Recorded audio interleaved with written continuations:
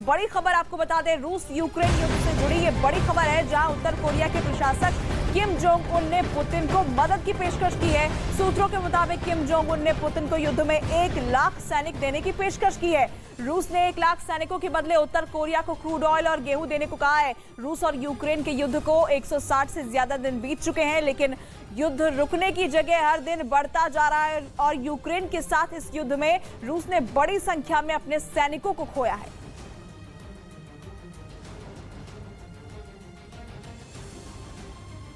चीन Taiwan tension से जुड़ी बड़ी खबर आपको बता दें, अमेरिकी संसद की स्पीकर नैंसी पेलोसी की ताइवान यात्रा से भड़के चीन ने वहां उनकी एंट्री पर बैन लगा दिया है। यह बैन केवल उन तक सीमित नहीं है, बल्कि पेलोसी के परिवार के सभी सदस्य इसमें शामिल किए गए हैं। ताइवान दौरे के बाद चीन की तरफ से अमेरिका के खिलाफ उठाया गया ये सबसे बड़ा कदम है। इसके अलावा चीन ने अमेरिका के साथ क्लाइमेट चेंज और सैन्य मामलों पर ये अपने किचन से ही क्लाउड किचन का कारोबार करते हैं। दिन में 4-5 घंटे ज्यादा काम करते हैं, हर महीने 1.5 से 2 लाख कमा लेते हैं।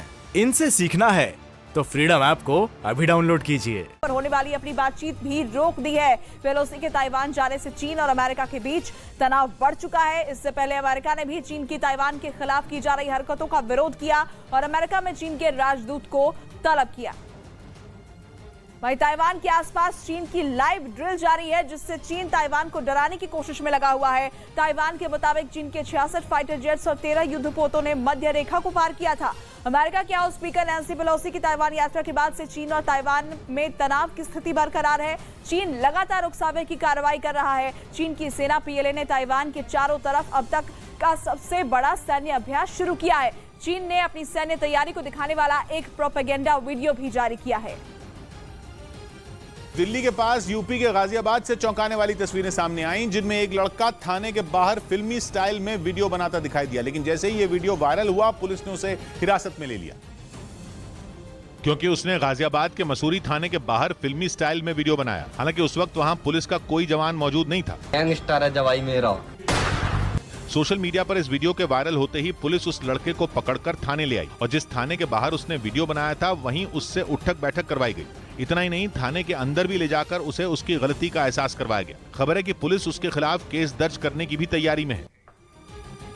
इजरायल ने गाजा पट्टी पर ताबड़तोड़ हवाई हमले शुरू कर दिए हैं। इजरायल की सेना ने दावा किया कि उसने फिलिस्तीनी आतंकियों के ठिकानों को निशाना बनाते हुए ये हमले किए हैं, जिसका एक वीडियो भी उसकी ओर से जारी किया गया है। ये जो वीडियो सामने आया है, इस वीडियो में इजरायल की ओर से दागे गए रॉकेट की वजह से एक रिहायशी इमारत में एक के बाद एक 4 जोरदार धमाके होते नजर आए और इन धमाकों की वजह से वहां से धुएं का भयानक गुबार निकलता दिखाई दिया।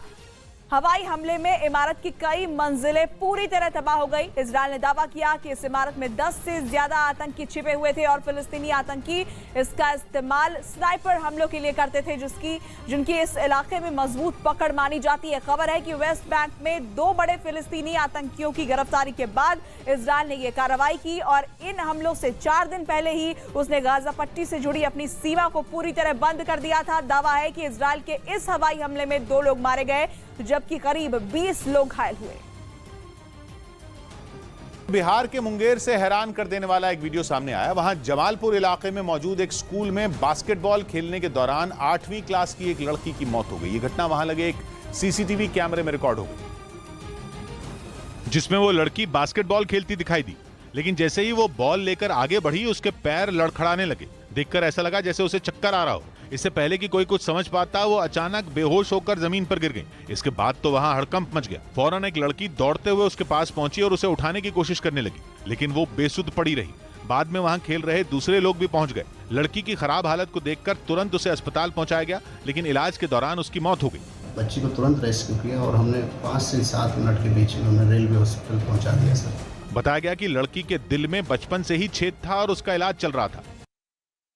इस बीच महाराष्ट्र के गढ़चिरौली में नक्सलियों के खिलाफ सर्च ऑपरेशन चलाया गया। महाराष्ट्र के गढ़चिरौली में सीआरपीएफ ने जंगल में छापेमारी की और नक्सलियों के छिपाए विस्फोटक को नष्ट कर दिया। गुजरात के भुज में बीएसएफ ने हरामी नाला इलाके से एक पाकिस्तानी मछुआरे को पकड़ा। साथ ही वहां से 5 नाव भी जब्त की गई। उधर मध्य प्रदेश के टीकमगढ़ में जमीन पर कब्जे के लिए 2 पक्ष आपस में भिड़ गए। शुरुआत में हुई मामूली कहासुनी में बात इतनी बढ़ गई कि वो एक दूसरे के खून के प्यासे हो गए। जिसके बाद वहां दोनों तरफ से जमकर लाठी डंडे चले, एक दूसरे पर प्रहार किया गया। इस बीच ईंट और पत्थर भी चले। सामने आए वीडियो में कुछ लोगों ने महिलाओं पर भी हमला किया। इस दौरान गुस्सा इस कदर था कि किसी के सिर पर वार हो रहा था तो किसी की पीठ पर। बताया गया कि विवाद जमीन को लेकर था। इसी को लेकर विवाद इतना बढ़ा कि दोनों पक्ष एक दूसरे की जान लेने पर आमादा हो गए। इस मारपीट में कुछ लोग बुरी तरह से घायल हो गए। बाद में इस मारपीट की शिकायत पुलिस से की गई। रूस के कब्जे वाले क्राइमिया के सबसे बड़े शहर सेवास्तोपोल में ट्रक के ब्रेक फेल होने से बड़ा हादसा हो गया। बताया गया कि इस घटना में एक शख्स की मौत हो गई जबकि 19 लोग जख्मी हो गए, क्योंकि अचानक चलते हुए ट्रक के ब्रेक फेल हो गए और ड्राइवर चाहते हुए भी उसे रोकने में नाकाम रहा। सेवास्तोपोल से जो फुटेज सामने आई उसमें दिखा कि हाईवे पर चलता तेज रफ्तार ट्रक गाड़ियों को रौंदते हुए आगे बढ़ गया। ऐसे में जो गाड़ियां उसके आगे चल रही थीं, उनमें सवार लोगों की जान खतरे में पड़ गई। इतना होने के बाद भी वो ट्रक रुका नहीं। वो डिवाइडर पर लगी रेलिंग को तोड़ते हुए सड़क के दूसरी तरफ पहुंच गया और कई गाड़ियों को नुकसान पहुंचाया। हालांकि ड्राइवर लगातार ट्रक को रोकने की कोशिश करता रहा, जिस वजह से थोड़ी ही दूर जाकर उसमें आग लग गई।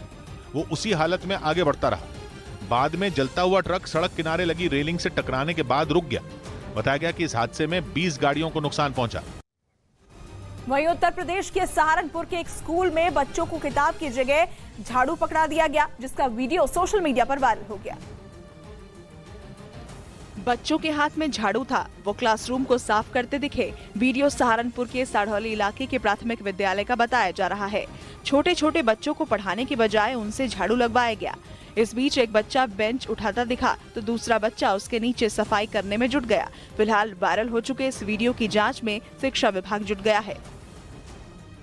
यूक्रेन युद्ध के बाद तुर्की के बेहद खतरनाक बायरख्तार TB2 ड्रोन ने एक नए मोर्चे पर भी अपना लोहा मनवाना शुरू कर दिया।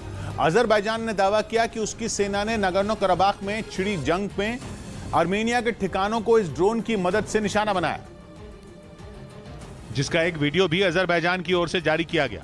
इस वीडियो में एक शख्स एक बंकर के अंदर घुसता नजर आया और उसके अंदर दाखिल होते ही वहां एक जोरदार धमाका होता दिखा। दावा किया गया कि यह हमला अजरबैजान की वायुसेना ने बायरख्तार TB2 ड्रोन की मदद से किया, जिसमें नागोर्नो कराबाख के एक इलाके में बना आर्मेनिया का सैन्य ठिकाना पूरी तरह तबाह हो गया।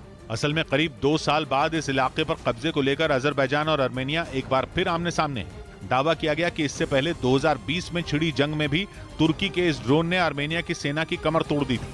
और यही वजह रही कि अजरबैजान ने इस बार भी जंग शुरू होते ही इस हथियार का इस्तेमाल शुरू कर दिया, क्योंकि तुर्की के इस ड्रोन की गिनती दुनिया के सबसे आधुनिक और घातक हथियार में होती है। ये ड्रोन 24 घंटे तक आसमान में 27,000 फीट से ज्यादा की ऊंचाई पर लड़ सकता है। इसका निशाना तो सटीक है ही, ये एयर डिफेंस सिस्टम को भी चकमा देने में माहिर है। और तो और तुर्की का यह हथियार 150 किलो तक का वजन उठा सकता है। दिन हो या रात, किसी भी वक्त ये दुश्मन का सफाया करने की ताकत रखता है। नागोर्नो कराबाख और यूक्रेन के अलावा तुर्की का ये ड्रोन सीरिया और लीबिया की लड़ाई में भी अपना लोहा मनवा चुका है।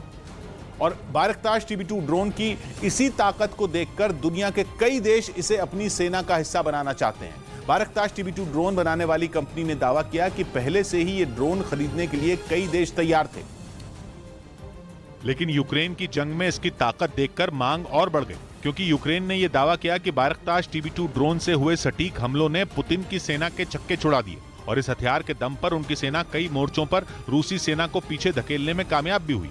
जंग के मैदान में ये ड्रोन रूसी सेना के टैंकों पर काल बनकर टूट पड़ा। यूक्रेन का दावा है कि अब तक ये ड्रोन रूस के कई टैंकों, बख्तरबंद गाड़ियों और सैन्य ठिकानों को नेस्त नाबूद कर चुका है। दावा तो ये भी है कि काला सागर में तैनात रूस के युद्धपोत मॉस्कवा पर भी इसी ड्रोन से प्रहार किया गया था, जिसके बाद उसने समंदर में जल समाधि ले ली थी।